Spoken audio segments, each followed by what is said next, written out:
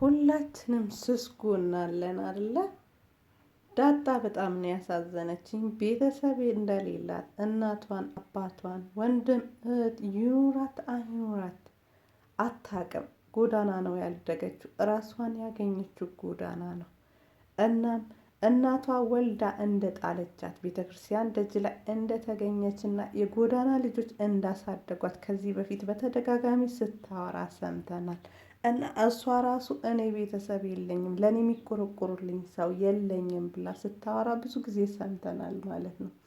ግን እውነታውን እያወቀች ሞገስ ግን ዘረቢስ ሲላት በጣም ተሰምቷት ስታለቅ ስታነባ ማለት ደስ ስንራያት ደስተኛም ለምንም ጣጣ የሌላት ኬርለስ ነገር ትመስለናለች። ግን ሁሉም ሰው ጥርሱ ቢስቅም የራሱ የሆነ ድክመት ሊያስለቅሰውና ስስ ጎኑ ሊነካበት የሚችለው ታሪክ ይዞ ነው የሚጓዘውና እንግዲህ ዳጣ በዚህ መልኩ በጣም ተሰምሰዋት ቤተሰቦቼ አሉ የት እንዳሉ ስለማላቅ ነው እንጂ እና እንደዛ እንዳትለኝ እንደዛ እንድትለኝ አልፈልግም ብላ ስታለቅስ አይተናል ማለት ነው። ሰላም ጤና ስጥልኝ የዚህ ቻናል ተከታታዮች እንዴት ቆያችሁ? እንዴት አላችሁ? ዛሬ በምሳሌ ድራማ ተመልሰናል። ምሳሌ ድራማ ማለት በጣም አስተማሪ የሁላችንም ታሪክ በተመሳሳይም ይሁን በተቃራኒ በብዙ መልኩ የሚመስሉንን ሰዎችን በአካባቢያችን ያሉ ሰዎችን እንድናጤን እንድናይ የሚያደርገን ድራማ ነው። በባለፈው ክፍል በምሳሌ ድራማ ምሳሌ ከቅድስት ጋር ኳስ ሲጫወቱ ኳሱን ጭንቅላቷ መቷት በሽታዋን አባብሶባት ራሷን ስታ ሆስፒታል መግባቷንና ለረጅም ሰዓት ሳትነቃ መቆየቷ እናም ደግሞ ትቆያለች መታከም አለባት ከተባለው ጊዜ እንዳፋጠነባት አይተን ነበረ። እናም ደግሞ አባትዮ ቤቱን ሽጦ እነ ማህሌትና ዝና የተለያዩ እንዳይሸጥ የሚያደርጉ ወይም የሚያመላልሱ ሰዎች ቢያገናኙትም እሱ ግን ነክቶባቸው ከባለፈው ታሪኩ ተምሮ ማለት ነው ሌሎች ገዢዎች ትክክለኛ የሆኑ ገዢዎች አግኝቶ ቤቱ እንደሸጠና የተወሰነ ብር እንደጎደለበት አይተን ነበረ። በአሁኑ ክፍልም ብሩክ ብሩን ለመሙላት የተለያዩ ሰዎች ጓደኞቹ ቤተሰቦቹ ቢጠይቅም 500,000 ብር ብቻ እንዳገኘ እና 1.5 ሚሊዮን ብር ማለት ለቤትና ለምግብ ለምናምን ወጪ እንደጎደለበት ቤቱ ለሕክምና ወጪ ብቻ እንዲሸፍን አድርጎ እንደሸጠው ሲናገር ለዳጣ ሲያስረዳ ሰምተናል ማለት ነው። ቅድስትም የጎደለውን ብር ለማምጣት እራሷን መስዋዕት አድርጋ እራሷን ሴትነቷን ለሚገዙ ሰዎች ዳጣን አገናኝታት ልትሸጥ እንደሄደችና የዋህነት የቅንነት ጥግ አሳይታናለች ማለት ነው። ምሳሌ ከልጅነቷ ጀምሮ ያሳደገቻት እንደ እናት ምሳሌም እንደ እናት የምታያት ሰው ናት ቅድስት። እናም ደግሞ እሷም እንደ እናት የምትሳሳላት ስትታመምም ስትስቅም ስትሮጥም እንደ እናት በስስት የምታያት ልጅ ናት ቅድስት። ለምሳሌ ብዙ ነገሯ ናት። ምሳሌም እንደዛው ማለት ነው። እንግዲህ ለምሳሌ ብላ ክብሯን ማንነቷን ሴትነቷን ለመሸጥ ሄዳለች ማለት ነው።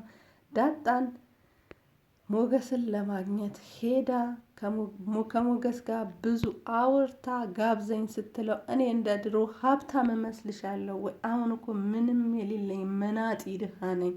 እናም ደግሞ ጋብዘኝ አትበይኝ ይላታል ማለት ነው። እኔ እኮ ብሩክን ሲደውልልኝ ትቼ አንተ ጋር ነው የመጣው ስትለው ብሩክን ጋር ስትሄጂ እንደዛው ነው የምትዩ እና ሁለታችንን ጋር ሆድ ለመብላት ነው አይደለ እንደዛ የምትይኝ ምናምን ይላታል ማለት ነው።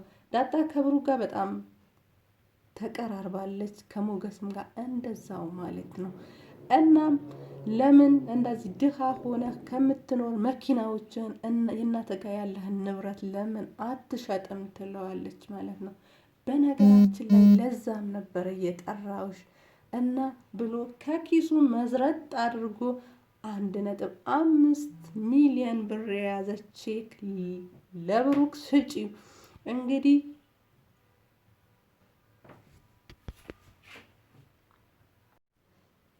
እንግዲህ የዛሬ ጓደኝነታችን ሳይሆን የልጅነታችን አብሮ ያሳለፍነውን እና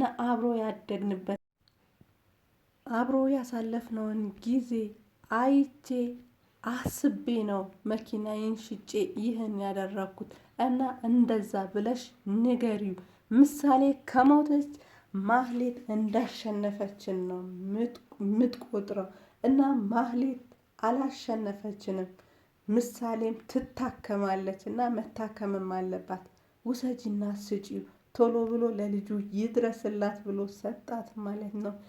ማህሌት ዛሬም ዝና እየተጠቀመባት ነው። የማህሌት አላማ ትዳርም ፍቅርም ሰውም አይደለም፣ ብርና ብር ብቻ ነው እና እንዴት አድርጌ ነው የምኖረው? ትዳሬን አጥቻለሁ፣ ንብረቴን አጥቻለሁ እና ምንም የለኝም፣ የምበላው የማድርበት ቤት እንኳን የለኝም ብላ ለዝና ስትነግረው ዝና ዛሬም እንዳልተሸነፈና ሁለቱም ሊያጠፋቸው እንደሚፈልግ በተለይ ደግሞ መጀመሪያ ሞገስን ማጥፋት እንዳለብኝ እናም ሚስቴ ዛሬም ሞገስን እያሰበችው ነው። ሞገስ ካልሞተ እሱን ማሰብ አትተውምና መጀመሪያ ከቻልሽ ሞገስን እንዲገደል አትድርጊ ይላታል ማለት ነው። ማህሌትም ሰዎች አሉኝ እና በቀላሉ እንዲገደል ማድረግ እችላለሁ፣ አንተ ብቻ የምፈልገውና የሚያስፈልገኝን ነገር አሟላልኝ፣ የእሱን ጉዳይ በእኔ ጣለው አለችው። እሱም ደግሞ አይ አንቺ ከኤፍራታ ጋር ነው መኖር ያለብሽ፣ የሚያስፈልግሽን ብር እኔ እሰጥሻለሁ፣ ኤፍራታም ደግሞ እንድታግዝሽ አድርጊያት፣ አብራችሁ ነው መስራት ያለባችሁ እና መጀመሪያ ሞገስን ትገይዋለሽ፣ ከዛ ወደ ብሩክ እንሄዳለን አላት ማለት ነው። እሱ ግን እሷ ምንም ትሁን ምንም ለእሷ ምንም ኬር የለውም። ሲፈልግ ይሰድባታል፣ ሲፈልግ ያንቋሽሻታል። እሷም ደግሞ ያ ነገር አልተረዳችም። በማታገኘው የራሷ ባልሆነ ነገር ለማግኘት ማለት ነው እሱን ተስፋ አድርጋ እየተጓዘች ነው። እሱም ደግሞ የማታፈቅረውን የማትወደውን አብራው ልትኖር የማትፈልገውን ሴት አስሮ ለማኖር እየታገለ ነውና አንኳኩታ ተነስ፣ እቀፈኝ፣ ጨፍር፣ ዝለል ምናምን እያለች እባክሽ ዳጣ ምን ምዘልበት ምክንያት አገኘው? ልጄ እኮ እንደታመመች ነው። በነገራችን ላይ ምሳሌ አሁን ላይ መናገር አትችልም። ምክንያቱም በጣም የሚያማት ጭንቅላቷ ነው እና ጭንቅላቷ ከበሽታዋ በላይ ደግሞ በኳስ የተመታችው ነገር አባብሶባት አሁን ላይ በጣም ታማለች። እናም ቼኩ ከሰጠችው በኋላ ሞገስን በጣም ማመስገን ያንስብኛል፣ አመስግኜው ብቻ መተው አልችልም፣ አመሰግናለሁ ማለት ለሱ ትንሹ ነገር ነው እና ውለታውን ማሳነስ ይሆንብኛል። ምሳሌን አሳክሚያ ተመልሼ ስመጣ ነው እሱን ማገኘው አላት ማለት ነው። ከዛ እሱን ብቻ አይደለም ቅድስትንም ጭምር ሲል ያኔ ዳጣ ቅድስት ያለችበትን ቦታ ትዝ አላትና ወርቁ ሳይበላ ልድረስላት ብላ እንግዲህ ቅንነት ያለው ሰው በምንም አይነት ሁኔታ ቢሆን የትም ቢያድግ ማንም ቢሆን እንግዲህ ማንነቱን ሊያጣ አይችልምና ዳጣ ጎዳና ብታድግም ውስጧ ሰውኛ ባህሪ ቅንነት ስላላት እየሮጠችና እየበረረች ለቅድስት ልደርስላት ስትሮጥ ነውና ድራማውን ያለቀው። ቀጣዩን ክፍል እንግዲህ ምን እንደሚሆን በጉጉት እንጠብቃለን። ይዘንላችሁም እንመጣለን ብለን እናስባለን።